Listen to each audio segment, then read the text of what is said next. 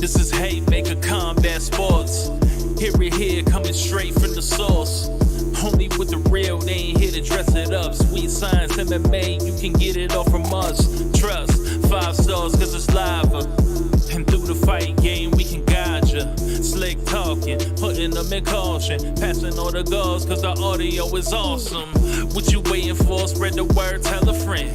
This the podcast where all of the discussion ends. When they start going strike for strike, this the show that'll tell you what you seen in the fight. They ain't playing on the mic, this a welcome to the show. Warm it up for the squad, Haymaker of the bros. I'm a bow wow, you can hear it from the pros. It's Haymaker Combat Sports on the road. Welcome back to Haymaker Combat Sports. I'm your host, EJ Reed, joined by my fellow hosts, Aaron Admire, Steve Johnson, producer J Bomb behind the scenes. Fellas, how's it going? Busy, good busy week. It's been, I feel like we just did one of these and we were set. Oh, we did the boxing one because I didn't think we had a MMA one coming up for a while, but then this wild card, of course, plagued. You know, we'll get into it. It's just life is busy and lots of fights. Hey, sometimes life hits you like a ton of bricks. I mean, it's been a while since we've done an MMA one. The Abu Dhabi card, it seems like months ago now. Yeah. Steve, how's it going? Pretty good. Like you were saying, shit, you ain't paying attention, man. Something's coming up that you're looking for. We talked to a month ago, and it feels like a week or two ago. So we back here. Man, it's already November. You got Thanksgiving right around the corner. You got Christmas not too far away. It's the holiday season. As far as the fights go, the New York card just kind of came up on us, man. It's the Brooklyn. No, they're not Brooklyn. They're MSG. My bad. And that's one of the big fights of the year. That replaced it used to be the New Year's Eve, but that was the MSG card in November. That's how you know it's coming to the end of the year. But before we actually get into the card, let's get into some news stories inside or outside of the cage. Story that I found, I mean, y'all probably saw this. Dana White went on Twitter like he always does and announced a bunch of new fights that are around the corner for 2024. Let me pull up the article.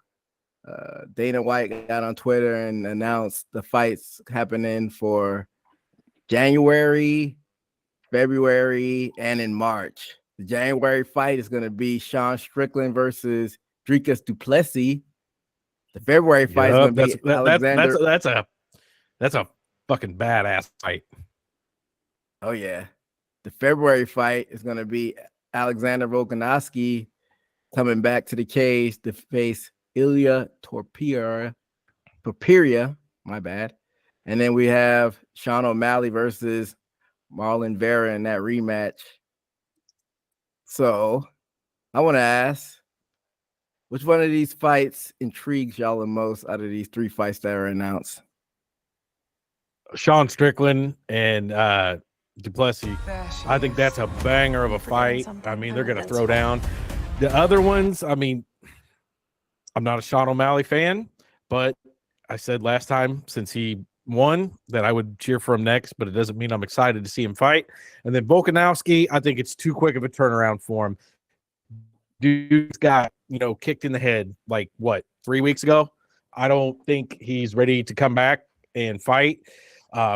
He's a gamer. He's never going to turn anything down, but I don't like it. So Sean Strickland, du Plessis, that is my favorite out of those announcements. Yeah, we'll get back to your comment about the Alexander Volkanovski in a second, but what piques your interest, Steve? Definitely that Sean Strickland, du Plessis. That's a good one to test. I mean, I'm sure Sean Strickland, he's been tested in wrestling, but you haven't seen it, which means he must put some respect in his stand-up game or had a good streak of fighters to where they just can't take him down. I think it would be a stand-up fight more than anything, which makes anything more interesting. And And I think Duplessis is a straightforward fighter to get to engage. I don't think we'll have a standstill. The Volkanovski, double-edged sword. You can't put your chips in something that you want the full expectation of a fight, and you're begging chips on somebody got kicked in the head. But double points, because Volkanovski, I'm pretty sure, is mentality like, as a fighter, that was embarrassing display what happened to him, and he wants to make up for that. If he wins, that's hey, he got what just happened to him with what's his name? Khabib's. Islam Makhachev. Yes. Yeah. Recover from that. If he gets this Tupere, I think that's his name, out of there, then he can get his stripes back. And that third one was what was it again? Sugar Sean Valley versus Marlon Vera. I think that's more interesting than the Volkanovski one. So that's my one. For sure. Yeah. Okay, so y'all already touched on it, and Steve more in depth. Why do y'all think that Alexander Volkanovski wants to get back in there so soon? Of course, he wants to get that taste out of his mouth, but it's got to be something more, though. Something more underlying him getting back in the cage so soon after just getting knocked out. Admire? I think he's such an athlete and competitor that it is a sour taste in his mouth. Like his last outing was less than 2 minutes on October 21st, a knockout. And that's something that rarely, we don't see that stuff happen to him. So he wants to come back and say, look, I'm still me. I'm still a fighter. That was a one-off. I'm still the top guy, because that's the only other thing to explain it. I don't think the dude's hurting for money. I think he's just a competitor. And that's it. What I think also is I think fighters in the UFC give respects to people who don't hold up the division either. And I think most fighters who got knocked out and still were champion, they would probably took 6 months off. I think he's giving also homage and to give the I guess a publicity stunt to say this is a respectable fighter that doesn't hold up the division and ready to go into war again after a knockout. I get that he has pride, but Topuria, we all know him as being pretty hardcore MMA fans, but the general public doesn't know him. What good does Volkanovski get out of coming back so soon, though? I really don't get it. I know y'all said pride, but he could have came back UFC 300 or the summer. I don't understand what's the rush. They must be paying him a lot. Y'all think that's the incentive that UFC probably came to him and kind of forced his hand to come back a little bit sooner than he wanted to? I don't know. Let me see. How much does he get paid? He's probably got to be making 7, 8 to show. I know. I notice most people that are active, Dana grants. It's kind of a pattern of that you give him a good streak and you give him a favor. I think fighters enjoy that long vacation. And I think he's banking on a quick fight just so he can take 8 months off, maybe. But like I said earlier, Topuria, even though he might not be a mainstream name, that's no easy fight. He's going to bring the fight to Volkanovski. And then if Volkanovski beats him, it might be a tough fight. He might make quick work of him. But, I mean, we'll probably forget about this matchup after it happens, not too long after it happens, because, like I said, Superior is not really a mainstream name. I don't know. Did you see what he makes, Admire? Volkanovski makes $1 million a fight. I'm going to be fighting as often as possible. Really? He's making, that's just the show? That's his base salary? That's not like pay-per-view points? Yeah, that his base is 1 million. Really? Man, UFC is very up their game, because I remember like even John Jones wasn't making $1 million for base. Mm-hmm. So I mean, what's crazy is Volkanovski makes double Usman. Usman only makes 500,000. Is Volkanovski of course Connor, but Connor's an outlier. Is Volkanovski like the highest paid fighter in the company right now? No, I don't have the list in front of me. I just pulled up the last ones, the UFC 294, and Islam Makhachev also has a base pay of $1 million. Maybe it's because it was a last minute. They bumped it up a little bit because, like we've mentioned earlier, UFC is not known for shelling out the cash as far as these fighters go, even the top tier fighters. But let's go back to Volkanovski's previous fight for UFC 290. UFC 290. Volkanovski got paid $1.5 million for UFC 290. So that was just base. That's not the win. Because I don't even know. Yeah, I'm not even sure if the fighters of that caliber do they get a win bonus? No, they get just a base and probably pay-per-view points. Okay. But I mean, he's getting more than I thought he was. Okay, so I'm guessing if you probably get pay-per-view points, you probably don't get the win money like the lower level fighters. So, right. I mean, like you said, he's not dying for a payday right now. It's just pride at this moment. But Volkanovski's my age. He's like 35. I mean, he's no spring chicken. So what if he goes in there and Tapiri knocks him out? And then where does he stand? He loses his featherweight belt. I don't know. I don't know if I like the move. Man, looking at some of these fighters' pay, there's no rhyme or reason to it. So, like, I'm back on UFC 290. Volkanovski made $1.5 million, and he fought Yair Rodriguez, and Rodriguez made $1 million for that fight. Brandon Moreno made $1.2 million fighting on that card. But then you have a big name like Robert Whitaker. Robert Whitaker made $400,000 for that fight. Like, that's the pay's all over the place, man. I mean, we know Endeavor, now TKO, they have the money. I don't understand the pay scale as well. They, like you said, there's no rhyme or reason. I guess depends if you're cool with the bosses or not. I mean, I wonder what Colby Covington's making right now. What was his last fight? It was like 2 years ago. This guy doesn't fight that often, but he's about to get a title shot. Go figure. His last fight was against Masvidal at UFC 272, March 5th, 2022. So let's take a look. UFC 272 payouts, and let's just see what Covington walked away with.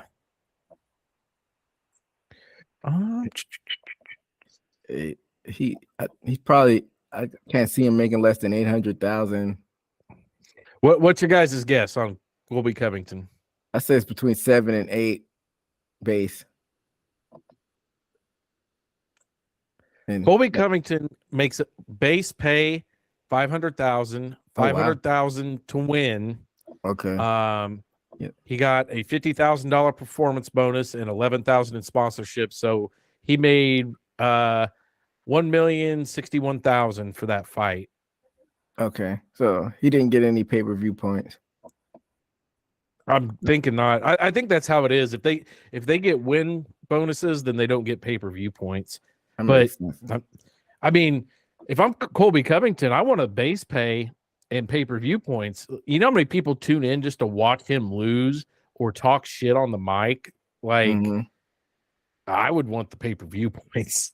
Yeah, I mean, you're risking not winning and then not making that money, so the pay-per-view points would be the safer bet. But UFC probably only offers a limited amount of people those pay-per-view points because they're trying to give those points to the shareholders. So I'm sure only a handful of fighters make that pay-per-view points these days. So, but going back to the topic at hand, why are y'all so excited for the DDP and Sean Strickland fight out of those 3 fights?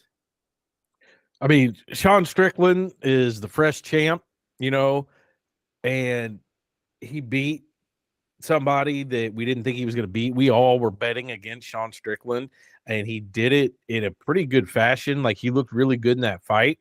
Then you have DDP that he's lost 2 fights in his career. He never lost in the UFC.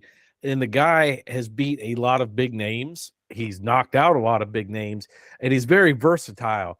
So it's going to put Sean Strickland to a lot of tests. Was that win just luck?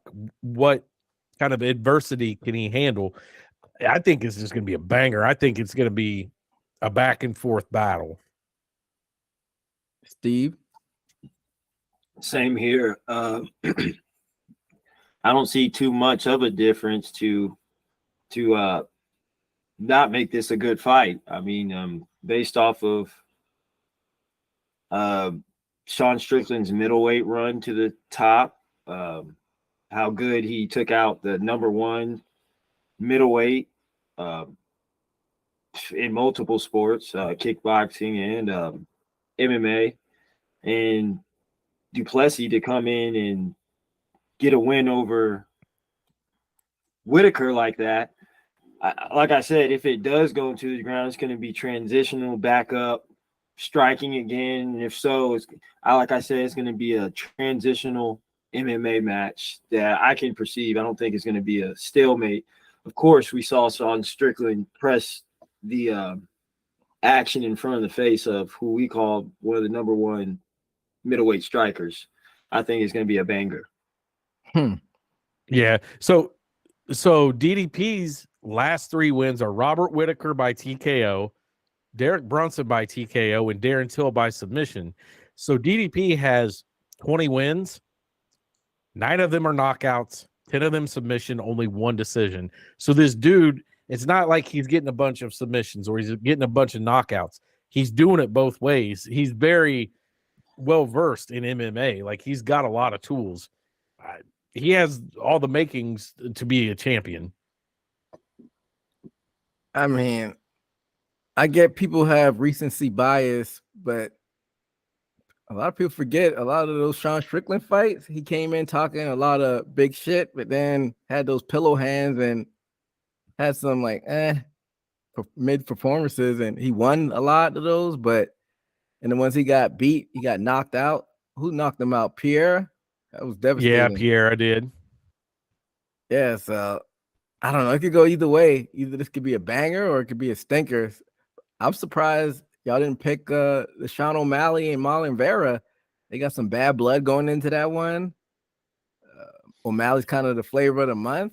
I kind of feel like I'm looking forward to that one the most out of those 3 fights.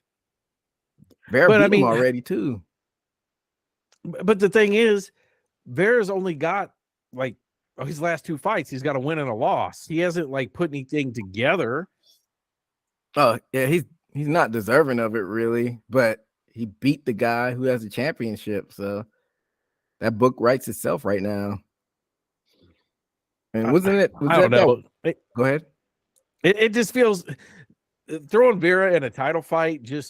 That's exactly what it is. Throwing him into a title fight because he just beat Pedro Munoz by decision, but his fight before that he lost to Corey Sandhagen. So, I mean, is that all it takes to get a title shot now? Is just stringing together 1 win? I mean, Dana White has already set the precedent for that, where there's no rhyme or reason for some of these title shots unless they have absolutely nobody in line. Then they'll go by the rules. How many times has Conor gotten a shot or Colby? Yeah, true. And I mean, yeah, there's the backstory. He's beat Sean O'Malley once, but that was like a fluke. Okay, so if it wasn't Vera, who would you want to see in there? I don't know. I don't think you could put Aljamain back in there. Nope. No, I think Sterling's time's done up there. I mean, I think he'll eventually, but UFC doesn't like Aljamain. So you can't put him back in there. So let me see. I mean, wait. Of course, it's tough because they've all mixed it up before. I mean, I don't want to see Cejudo back up there. No, we know the rightful person, but they're not going to put him in there with Marab. That's exactly who I was looking at. I was like, man, Marab's the one. I mean, I think Marab will maul Sean O'Malley, but I think they're going to keep him away from Marab as long as they can. I mean, that story kind of writes itself too. Marab put his jacket on in the middle of the cage. How you going to let a man put your clothes on and not get your get back on? Yeah, and I mean, Marab's on a big run too. I mean, his last loss was 2018, and then he's strung together like 10 wins since then. He's beat all the big names. He's beat Jan, beat Aldo, Marlon, Sandhagen, John Dodson. Like, he's beat everybody that was up there. Was his last loss to Ricky Simon? It was back in 2018. I can't even remember that. What happened in that? Oh my God.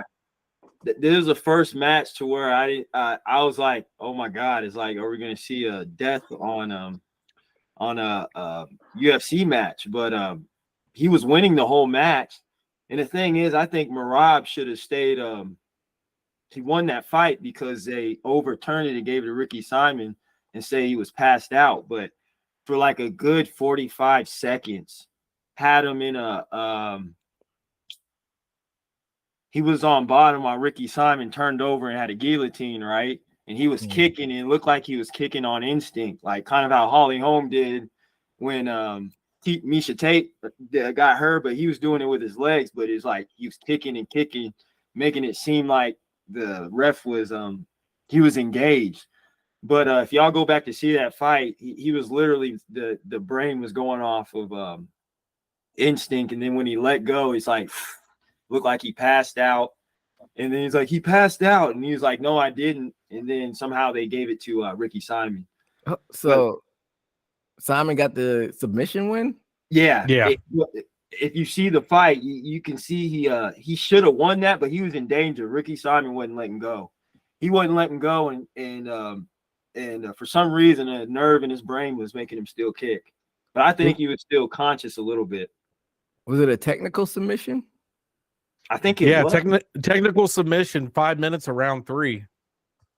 Oh, that's a tough one. Technical submissions are always tough when you don't have an actual tap, and the guy still might be conscious, but you never know. You got to be on the safe side. I was just bringing that up to see his loss wasn't even a loss of dominance. Like he's because he was winning that fight. He's a real deal. I think that's going to be the next long-term champion of that division.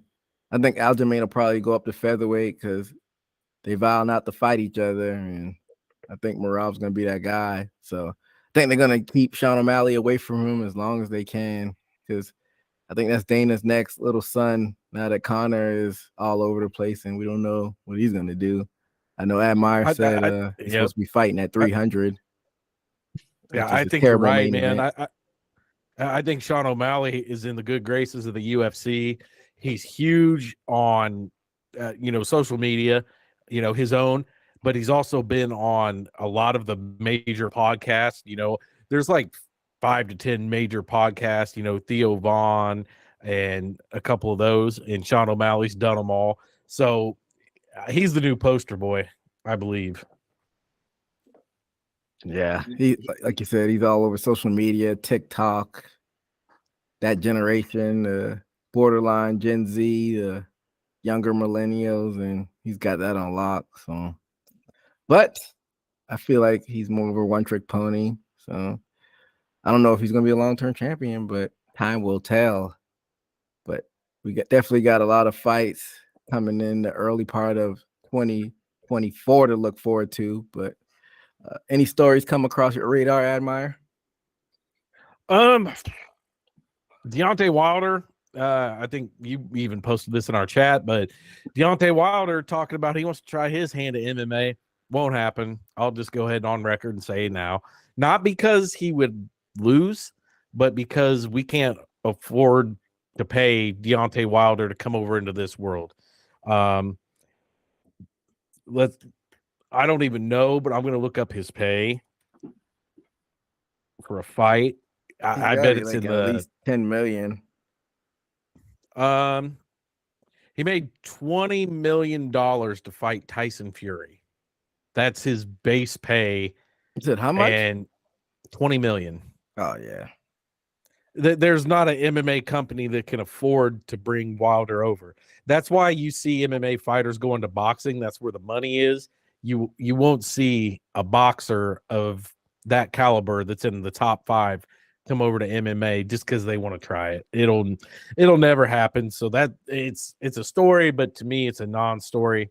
It won't ever happen. Other than that, another MMA to boxing, Chris Cyborg, she's going over to boxing to give that a try. Not really excited to see that. I don't know why.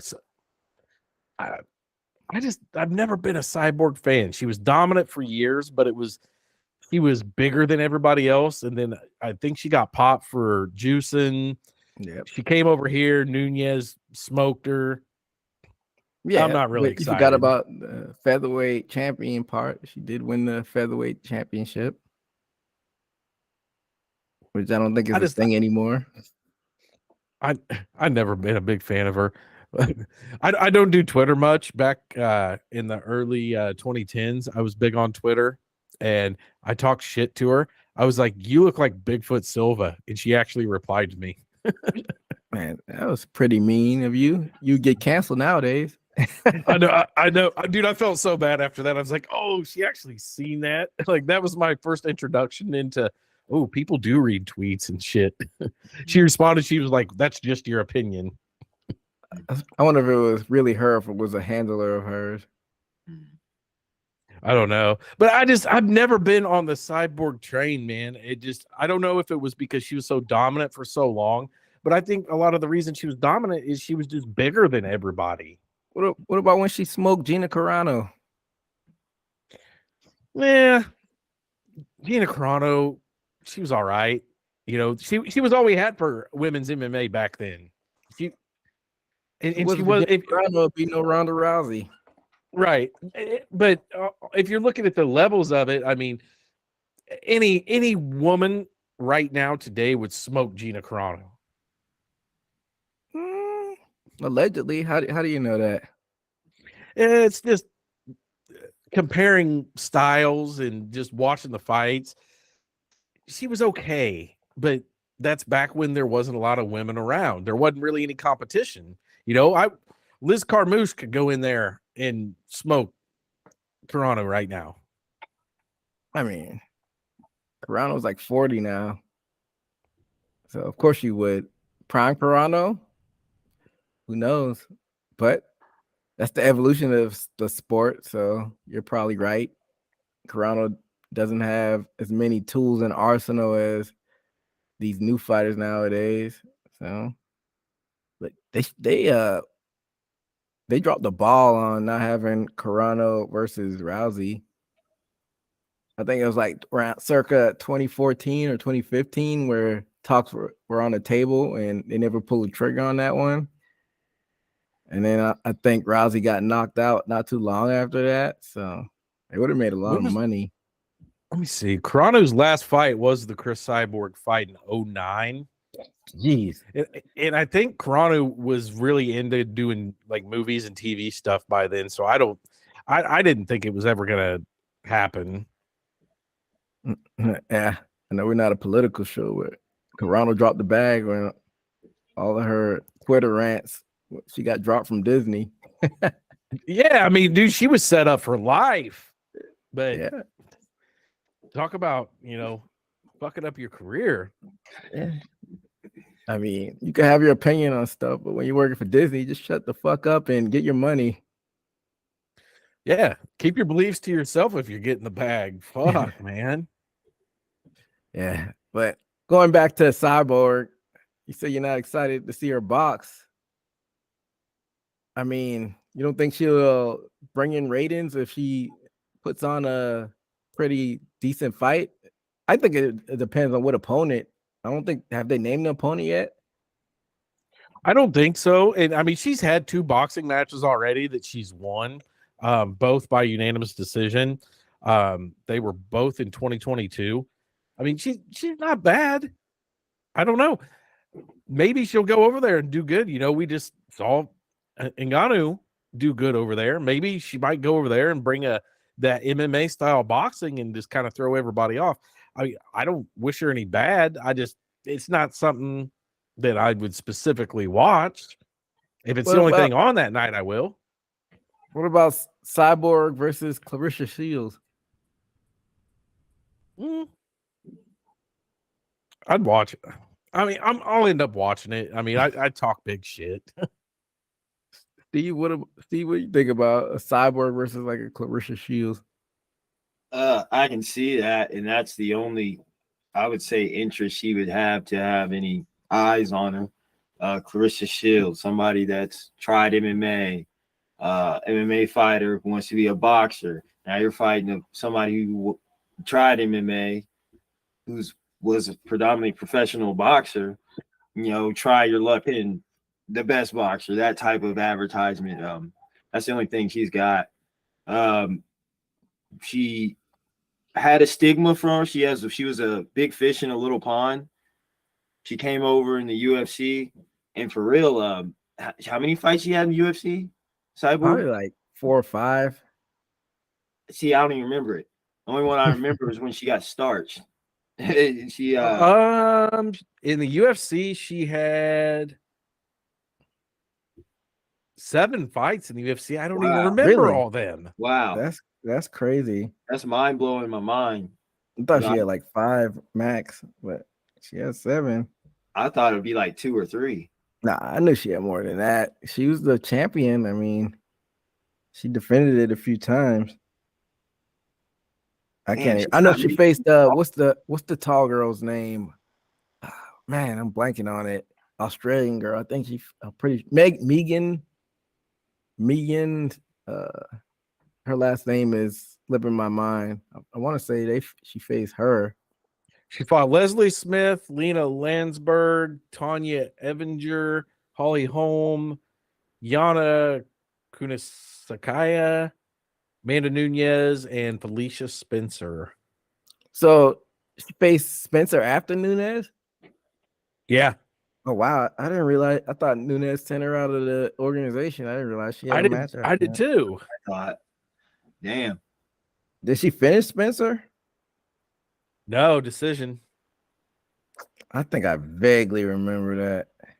UFC 240, July of 2019.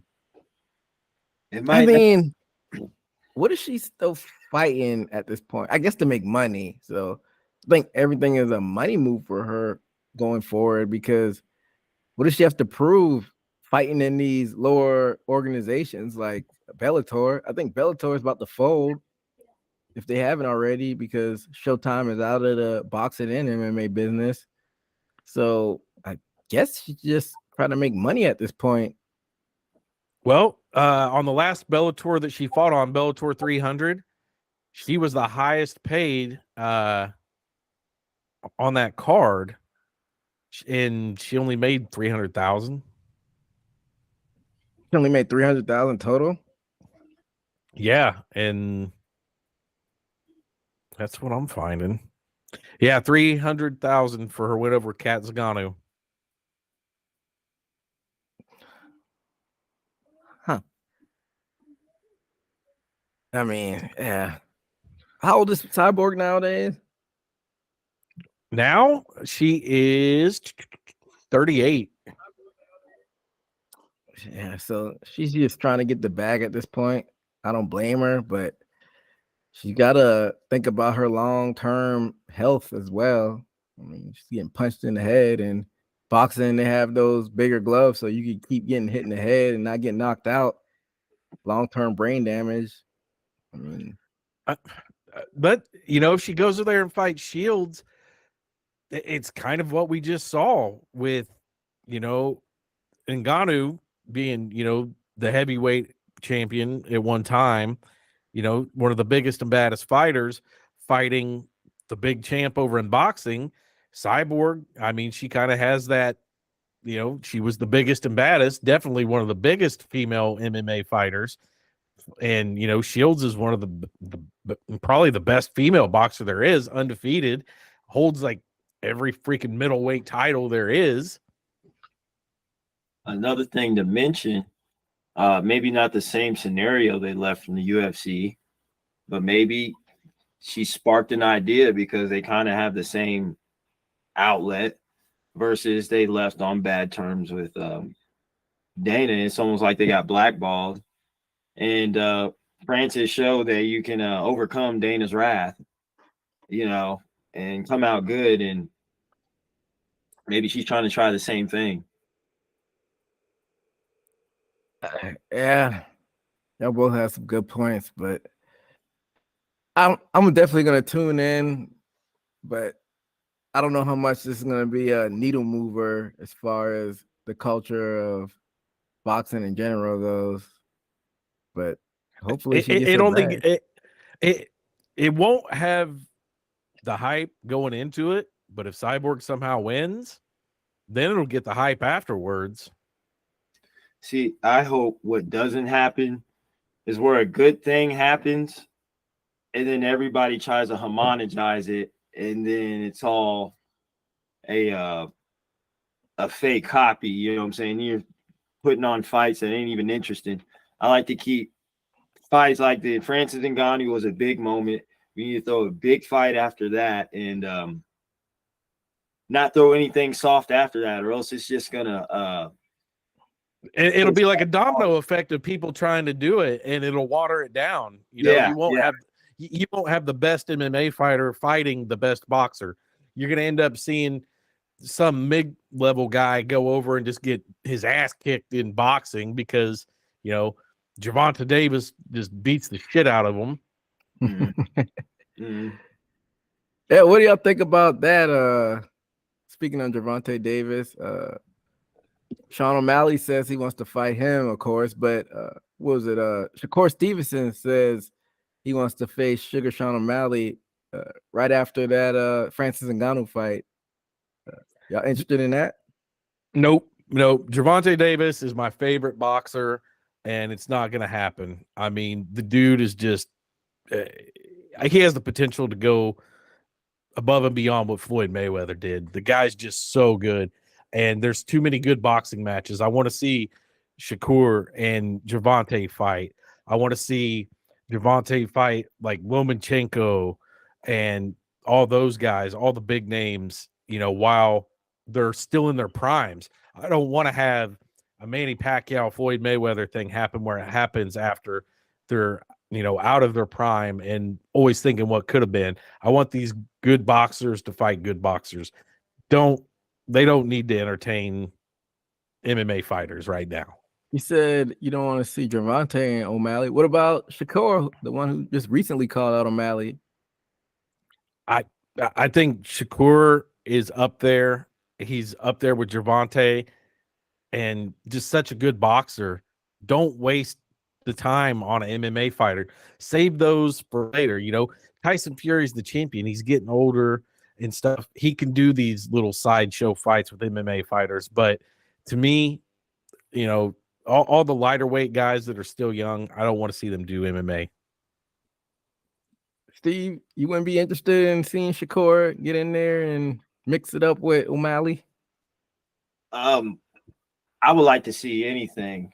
It's a fact of whether it's going to hurt which establishment, for so to speak. It's sort of like government and tyranny.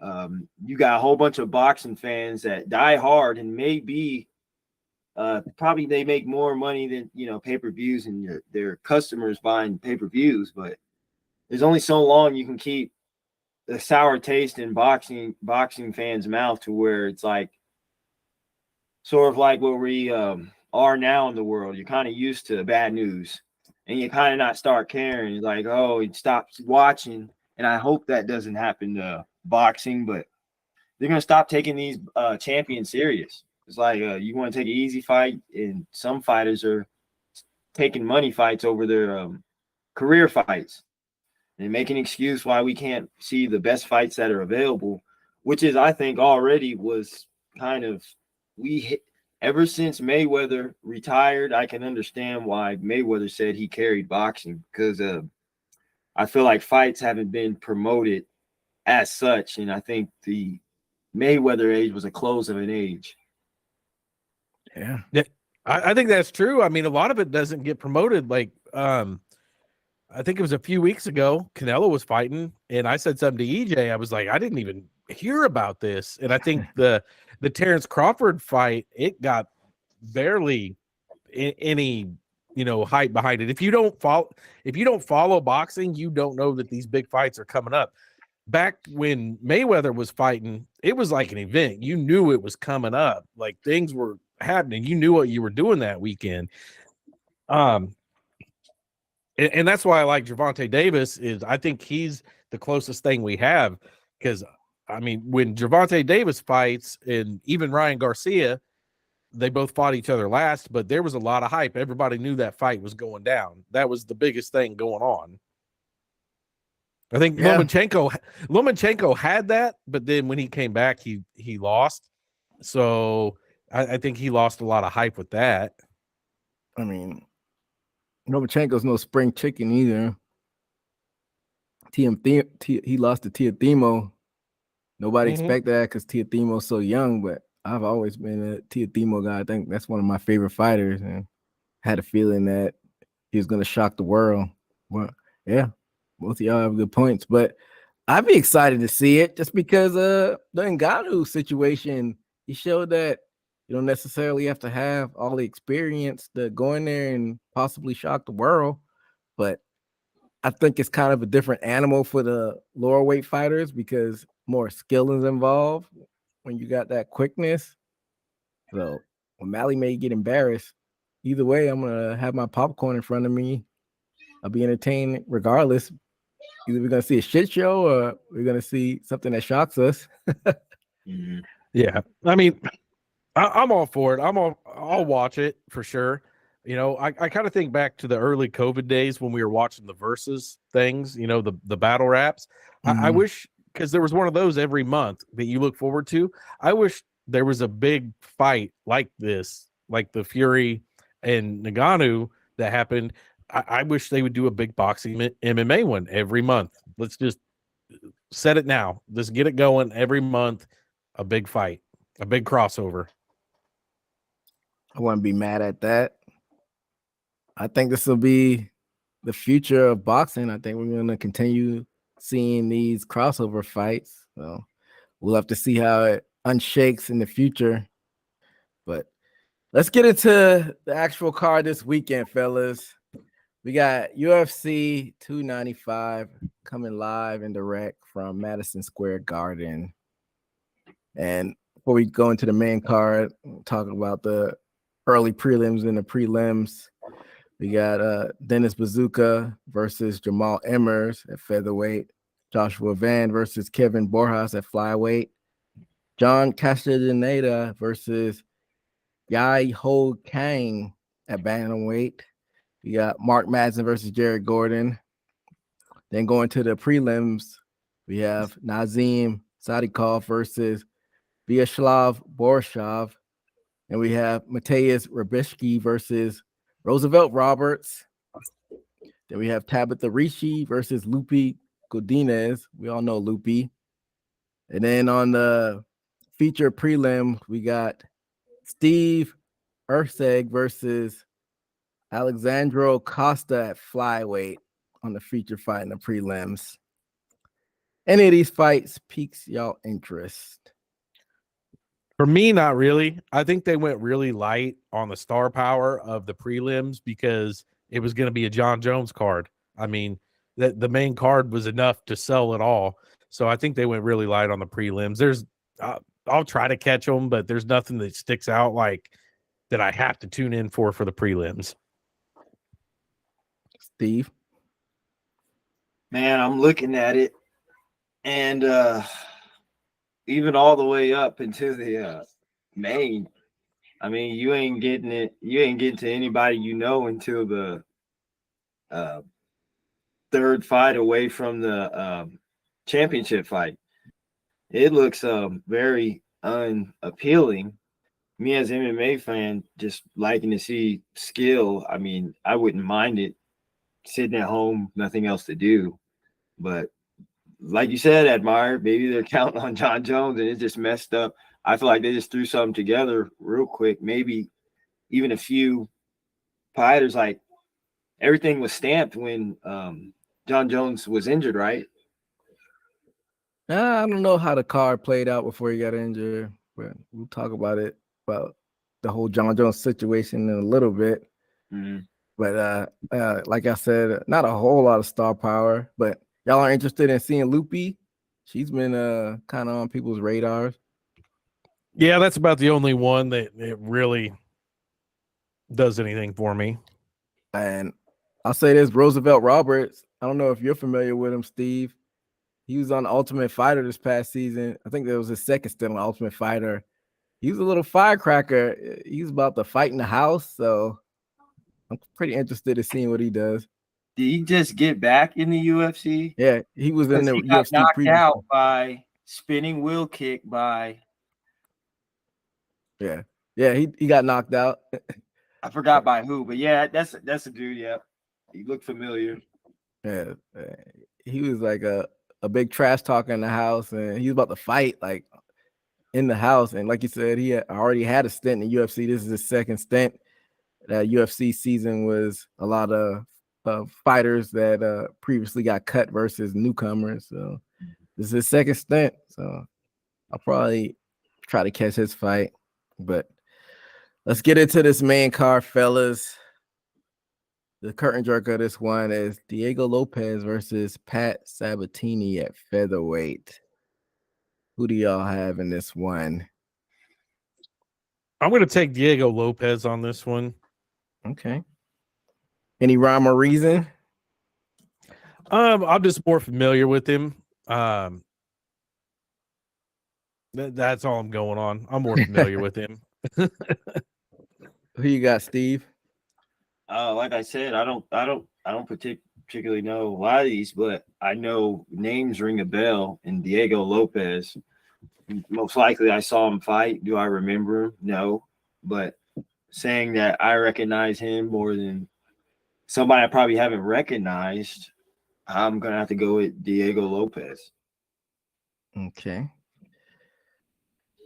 I guess we'll all be wrong if he loses, so I'm gonna go with Diego Lopez as well in this one. Jay, who you got?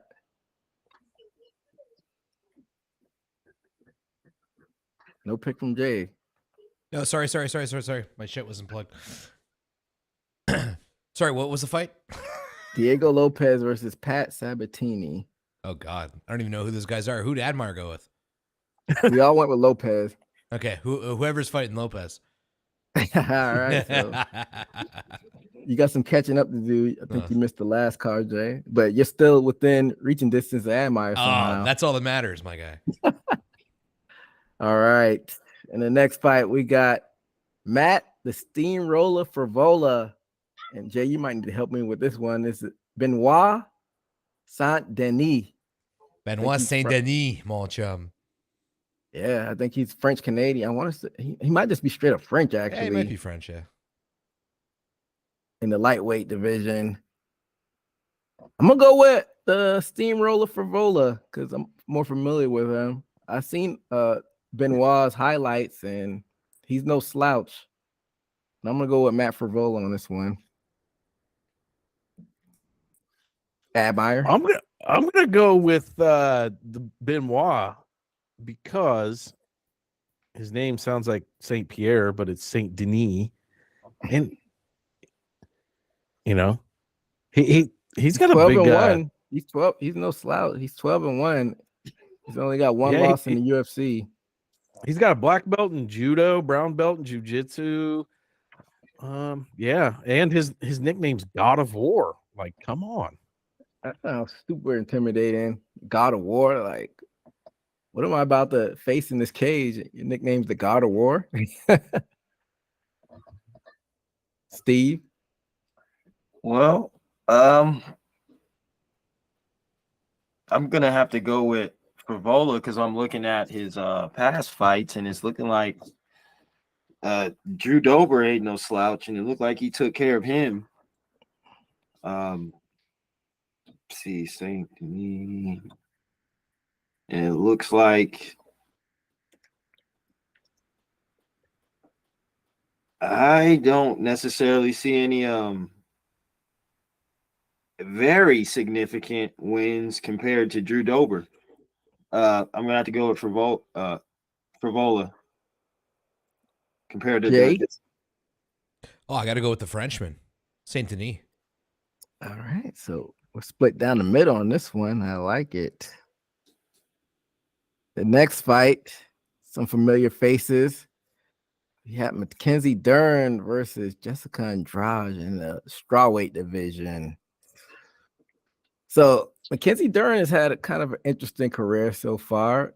She's brought in as pretty face. I think they were kind of trying to set her up to be kind of the next Ronda Rousey in a way.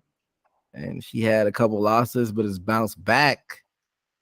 What do y'all see her trajectory from here on out? I think you're right. I think that, they thought she was going to be the next Ronda Rousey. She's very high level jiu-jitsu, big grappler, all that. I don't know. She got some wins, got some losses. I'm taking Mackenzie Dern in this one. I think Andrade, she's very weathered. Andrade is only 32, but Old 32. She's on a 3-fight losing streak. 2 of them are submissions. So going against the submission specialist, I got to take Mackenzie Dern on it. Steve? I will have to say the same thing. I was looking at her fight history, and maybe size. I don't know. Blanchfield, if she's about the same size as what's her name fighting Andrade. Let's see. Mackenzie Dern? Mackenzie Dern. I think she might get a submission win. Because she has been on the decline to where I'm looking at fights Andrade has most of the time, and I figured that she would win. I definitely think she can strong arm Mackenzie and probably wrestle her, take her anywhere she wants. But I think it's a matter of Andrade been getting caught lately, and I think Mackenzie can get that submission win. I'm not confident, but I think she can get that. So you got Dern? Yes. Admire, look this up. When's the last time has Dern got the submission finish? Because she's a high level black belt jiu-jitsu, but I can't remember last time she's actually got the sub. Her last submission was April of 2021 against Nina Nunez, submission armbar. Amanda Nunez, his wife. She has 2 decision wins and 2 decision losses since. So it's been almost 2 years since, or has it been over 2 years? When was that, in 2021, you said? Yeah, so it's been about 2.5 years. Yeah, so it's been over 2 years since she's got the submission win. I'm going to go with Dern, too, because I feel like Andrade is pretty shot at this point. I don't know why.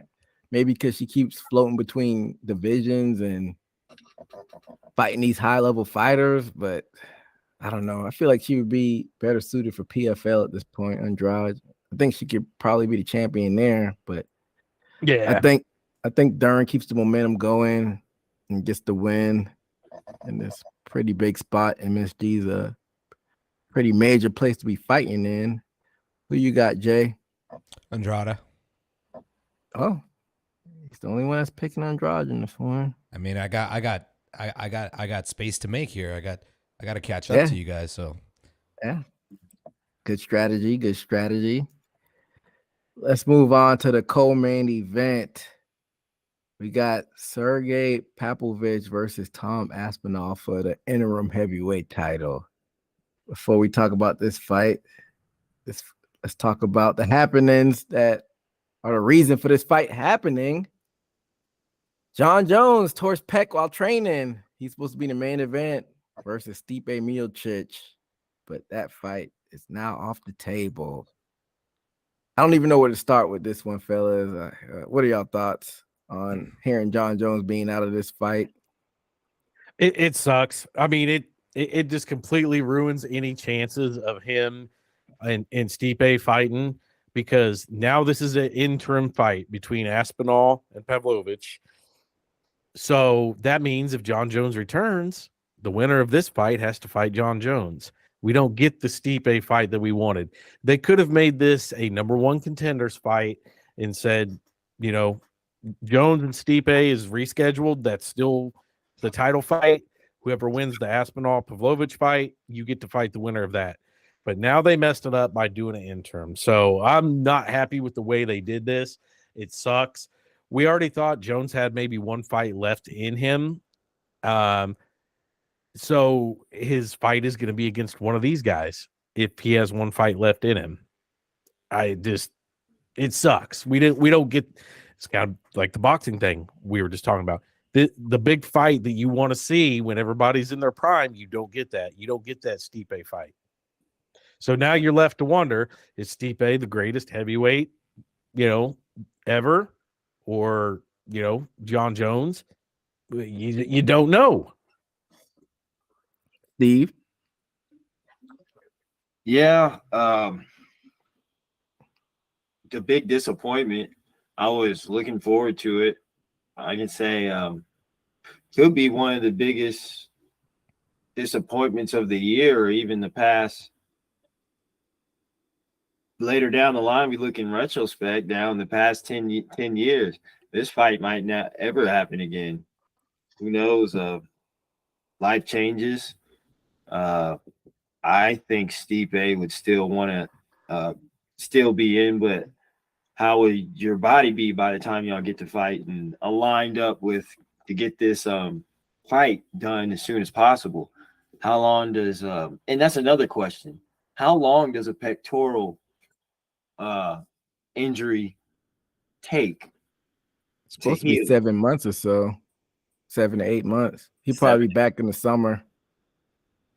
So yeah, I can say this can be one of the biggest disappointments to see if we can. The Stipe, I don't think has no choice. I mean, his prime's going to be now. If you're debating who's the best heavyweight, and I think John Jones got some years left because he's amazing what he does. Let's just hope we can keep both fighters healthy enough to meet each other again. So, are you 100% sure that the Stipe and Jones fight off the table? Because UFC has done some weird things in the past. How do you know they don't reschedule that fight for this summer and then have the interim champion face the winner of that, or the undisputed championship? UFC's done some weird things before. I don't know. They have done weird things, but I just don't think that they would go on and have a real championship fight when there's an interim fight. Plus, Stipe just turned 41. Like, his clock's ticking, man. I just don't know if the UFC, though, would be like, all right, Stipe Jones is hurt, so that's it for you. It's got to be something that we don't know about. Maybe they're holding a spot for him in UFC 300. I don't know. It's got to be something where he's like, all right, put an interim belt on the line. Or maybe he turned down the fight against one of those guys, and they're like, all right, so we'll just give it to somebody else. And if that's the case, then that's on Stipe then. Yeah, I think we would have heard something about that if that would have been the case, though.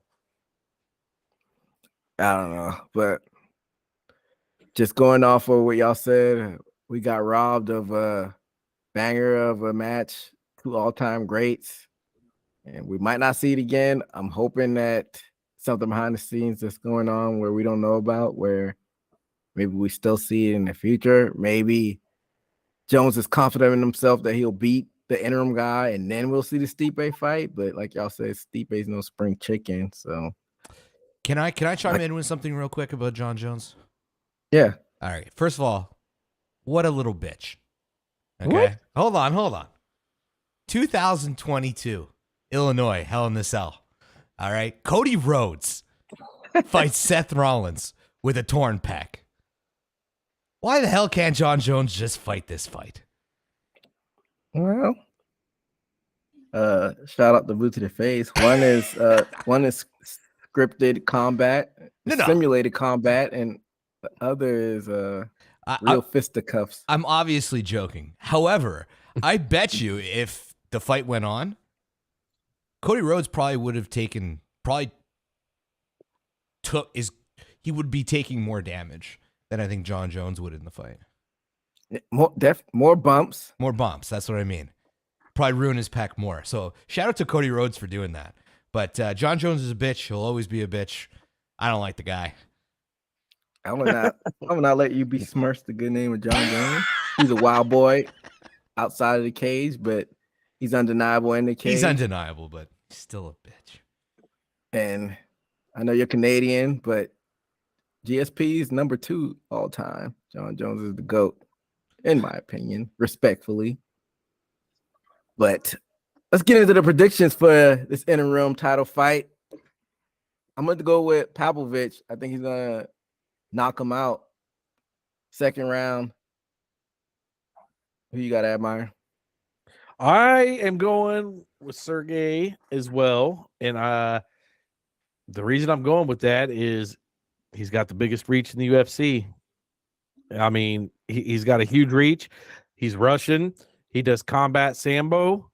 And, Aspinall's no punk. He's well-versed in everything, wrestling, jiu-jitsu, and all that. I just think Pavlovich is just going to win knockout. And I'm probably going to say round 2 as well. That's interesting. What's his arm length? I guess John Jones don't hold that anymore. No, John Jones got the longest reach. I think he's got 8. John Jones is like 84. Yeah, same thing here. Oh, they got the same. Yeah, but for some reason, he's considered to be the MMA fighter with the longest reach, having an ape index of 9 inches. Impressive. Yeah, who you have, Steve? Definitely Sergey, the way he's knocking dudes out. Visa, although he's not a big person, but seems like I said, he took care of him easily. Seems like when he hits these dudes are trying to run away. And we know Visa, once you get hit, he wants to go throwing, and he tried that a few times and got stung right in the middle. But he's like, "Oh, I can't do that," and then just crumbled under the power. Sergey definitely. Yeah. Aspinall haven't seen a dominant, power like Sergey. He's a problem. Yeah. So looking at Sergey's record, he's only got 1 loss. He lost to Alistair Overeem by TKO in 2018, but after that, he's had nothing but KOs and TKOs since. I mean, he's had 6 fights since then, and they've all been KO or TKO. When you compare it to Aspinall did lose to Curtis Blades on an injury. Yeah, that was fluky. But he's also got a lot of TKOs and submissions mixed in there. I mean, on paper, it's a good fight, but it's not going to be a good fight the size of these guys. Somebody's getting knocked out. It's going to end in a knockout guaranteed. I just don't love Aspinall's strength of schedule. Like, it's not a lot of notable names on his winning streak that he has.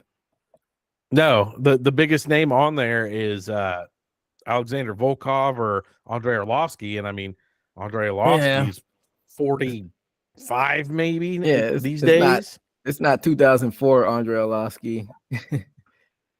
And Volkov, that's impressive. I'll give him that.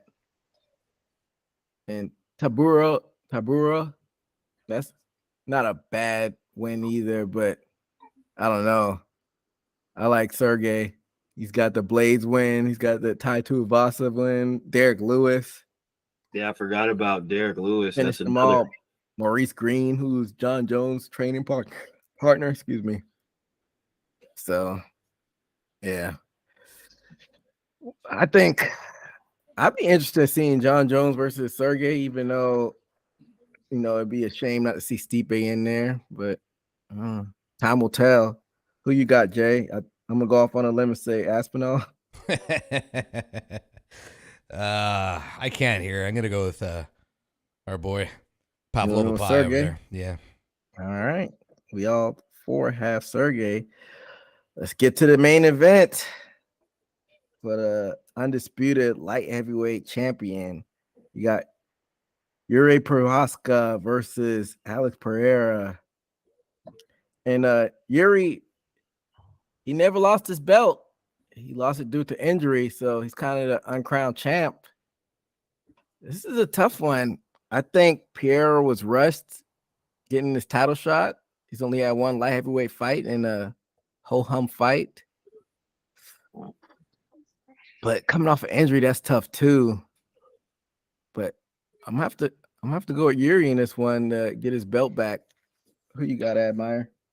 Yeah, I'm going to go with Yuri as well. I mean, just looking at his history, he's beat the who's who of the light heavyweight division.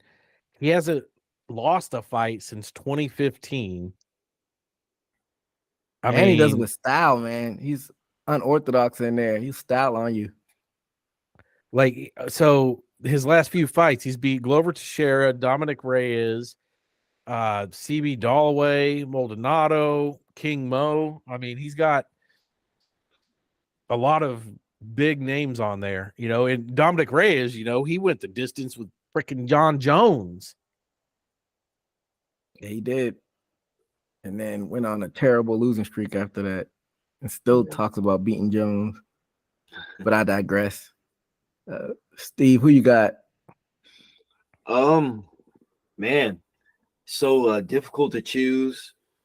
You got Pierre, who's technical. You have Jiri's unorthodox. Just comparing fights, Jiri got caught a few times, but then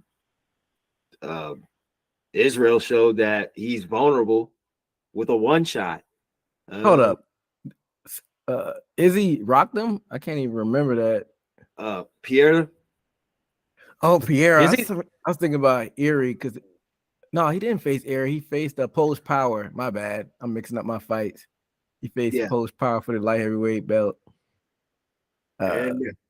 Yeah. He did show that you could rock Pierre, and that was at 185. My bad. Go ahead. So it keeps things interesting to know that Pierre can get caught, but then it just takes his like MMA math. But then it takes things away because now he's a light heavyweight fighting to where now he's probably fighting at his regular weight fight night. There's a lot of factors, but saying this is too difficult, and I know both of them can catch each other. Jiri, just because he hasn't lost. But we all have to take into account. Y'all remember the Glover Teixeira fight? He was losing that fight until he pulled that sub out of his ass, like the 5th round, wasn't it? Yeah. Getting Fifth beat round, up by a 40-year-old Glover Teixeira. So he does have a little bit of cracks in his armor. Mm-hmm. But I think we all picked Yuri. Who you got, Jay? You said Admire picked Yuri, so I'm going to pick the other guy. Oh, so you got Pereira. That's right. I don't understand why Alex Pierre is just getting this big push for the UFC. Like, they want this guy up there. Like, I think they want to validate him getting that title shot against Izzy so quickly, and he won the belt. You can't, deny that fact that he beat Izzy. So I think they just keep trying to justify rushing him so quickly in the middleweight division and translate that to the light heavyweight division. yeah. I almost forget he fought. I almost forget. I sometimes forget fights in between, but he beat a former champion, Blachowicz. Was that Blachowicz? Yeah, that was that was the fight I was referring to earlier. It was underwhelming. That was the whole hum fight, that Blachowicz fight. He beat him, but did he really beat him? But what about him? He wrecked Sean Strickland. That's your middleweight champion. So isn't that another reason to justify it, Admire? I don't know. Just I feel like Pierre's just kind of just had this fast track. I mean, Yeah, he beat Strickland back in 2022, but I mean, he's beat Izzy, Strickland, and Jan. That's pretty. It's a pretty. Now former that I say champions. it out loud, yeah. It's 3 former champions. What else you But want I the mean, guy to do? Beat John Jones before he gets his title shot? Oh my God, him and John Jones would be such a good fight. I think John Jones would just sit on him. This guy's a kickboxer. He has like no grappling experience, basically, even though he's been training with Glover. But I mean, I feel like John Jones likes beating you at your own game, so I think Jones would try to stand with him. That would be pretty interesting. But I think Jones, he likes eating those steaks and hamburgers now, so I don't think you'll see him at lightweight again. Yeah, but you never know. You never know. But that brings us to the end of the card. That'll do it for us here at Haymaker Combat Sports. Anybody watching live, stay tuned for 80 Proof right after this. And we'll be back to recap this show. It'll be out on all platforms, so be on the lookout for that. But until next time, be safe out there. Later.